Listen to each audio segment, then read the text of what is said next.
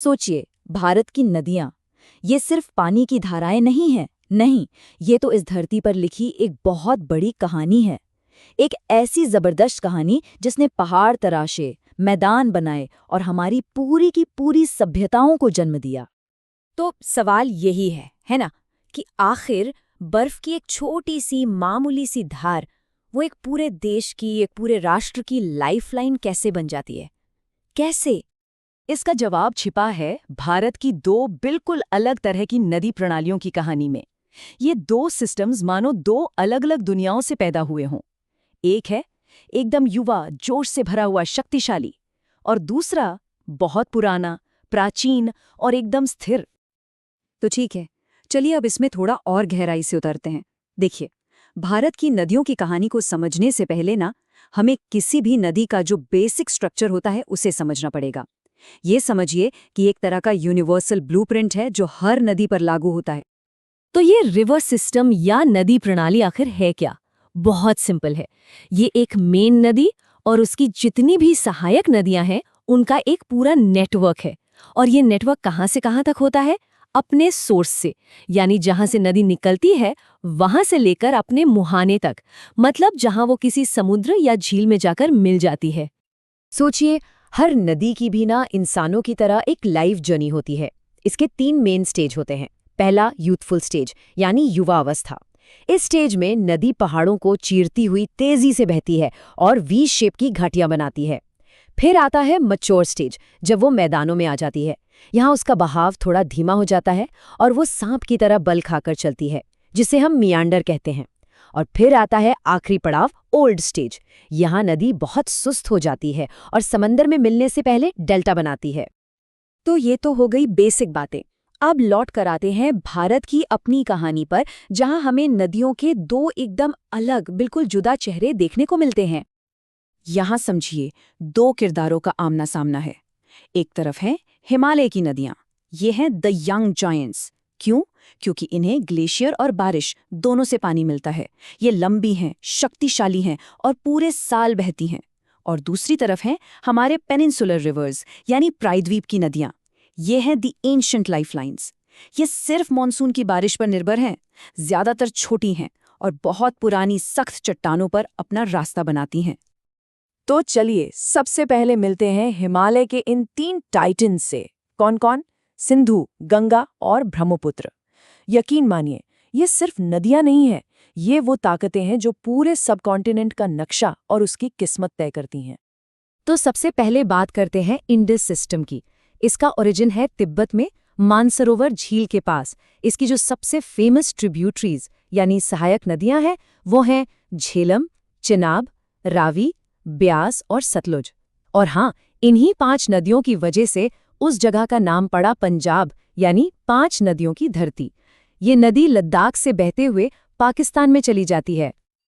अब आते हैं गंगा सिस्टम पर।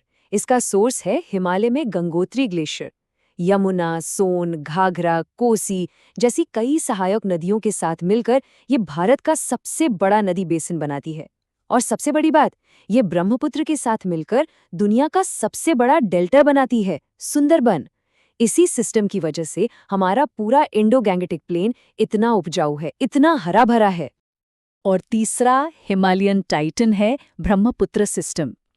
ये तिब्बत के आंगसी ग्लेशियर से निकलती है, जहां इसे सांगपो कहते हैं।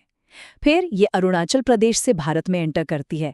असम में इसका रूप देखने लायक होता है, बहुत चौड़ा पाट, और हाँ, ये अपनी मौसमी बाढ़ के लिए भी जानी जाती है। और आखिर में ये बांग्लादेश में जाके गंगा से मिल जाती है। तो ये तो थी हिमालय की कहानी। अब अपना फोकस शिफ्ट करते हैं पेनिनसुला की तरफ, यानी प्रायद्वीप की जीवन रेखाओं पर। जैसा हमने पहले कहा, ये नदियां हिमालय की नदियों से बहुत पुरानी हैं, छोटी हैं, और इनका कैरेक्टर भी एकदम अलग है। अब देखिए, पेनिनसुला की जो ज्यादातर बड़ी नदियां हैं ना, वो पठार पर एक लंबा सफर तय करती हैं पूरब की तरफ और जाके गिरती हैं बंगाल की खाड़ी में। और अपनी जर्नी के एंड में ये भी बड़े बड़े डेल्टा बनाती हैं। अच्छा, ये डेल्टा होता क्या है? जब कोई नदी समंदर में मिलने वाली होती है तो उसकी स्पीड कम हो जाती है। तब वो अपने साथ लाई हुई सारी मिट्टी, सारे सेडिमेंट्स वहीं जमा कर देती है। इसी से एक पंखे के शेप का बहुत ही उपजाऊ लैंडफॉर्म बनता है। बस इसी को डेल्टा कहते हैं। लेकिन कहानी में एक ट्विस्ट है। कुछ नदियां पूरब की तरफ नहीं बल्कि पश्चिम की तरफ बहती हैं। ये नदियां आमतौर पर छोटी होती हैं और एकदम खड़ी गहरी घाटियों, जिन्हें रिफ्ट वैली कहते हैं, उनसे होकर अरब सागर में गिरती हैं। और ये डेल्टा नहीं बनाती, ये बनाती हैं एस्चुरी, जिसे ज्वार नदमुख भी कहते हैं। तो एस्चुरी और डेल्टा में फर्क क्या है? एस्चुरी नदी का वो मुहाना है जहां नदी का मीठा पानी सीधे समंदर के खारे पानी से मिलता है। यहाँ डेल्टा की तरह मिट्टी जमा होके कोई नया लैंड नहीं बनता। तो पेनिनसुला के कुछ बड़े प्लेयर्स कौन हैं? चलिए मिलते हैं इनसे। एक है गोदावरी, जिसे प्यार से दक्षिण गंगा भी कहते हैं। फिर है नर्मदा, जो एक रिफ्ट वैली में बहती है और शानदार धुआंधार वाटरफॉल बनाती है। कृष्णा और कावेरी, ये साउथ इंडिया की लाइफलाइन है। और एक है तापी, जो नर्मदा के बिल्कुल पैरेलल बहती है। अब एक और बहुत ही इंटरेस्टिंग चीज पर आते हैं। पता है, नदियां जिस जमीन पर बहती है ना, वहां की चट्टानें और जमीन की बनावट नदी के बहने का एक खास पैटर्न तय करती हैं। इसे नदी का सिग्नेचर समझिए। ज्योग्राफी में इसे ड्रेनेज पैटर्न कहते हैं। ये पैटर्न कई तरह के हो सकते हैं। सबसे कॉमन है डेंड्रिटिक, जो बिल्कुल पेड़ की टहनियों जैसा दिखता है। गंगा का पैटर्न ऐसा ही है। फिर होता है ट्रेलिस पैटर्न, जिसमें नदियां एक दूसरे के पैरेलल बहती हैं, जैसे चंबल। एक होता है रेडियल पैटर्न, जहां एक ऊंची जगह से नदियां चारों दिशाओं में निकलती हैं। अमरकंटक की पहाड़ियां इसका बेस्ट एग्जाम्पल हैं। और एक है रेक्टेंगुलर पैटर्न, जहां नदी चट्टानों के दरारों की वजह से 90 डिग्री पर मुड़ती है। नर्मदा और तापी में ये देखने को मिलता है। तो अब हम अपनी इस सफर के आखिरी पड़ाव पर आ गए हैं। हमने दो बिल्कुल अलग नदी सिस्टम्स की कहानी को समझा, एक तरफ हिमालय और दूसरी तरफ हमारा पेनिनसुला। तो सवाल ये है कि ये सब जानना जरूरी क्यों है? भाई इसलिए क्योंकि नदियां ही तो हैं जो जमीन का चेहरा बदलती हैं। यही घाटियां और गॉर्जेस बनाती हैं। यही उपजाऊ मिट्टी को एक जगह से दूसरी जगह ट्रांसपोर्ट करती हैं। और यही नदियां मैदान और डेल्टा बनाती हैं।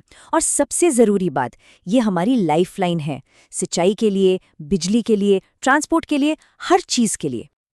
तो चलिए इन दोनों कहानियों को एक बार फटाफट समराइज कर लेते हैं।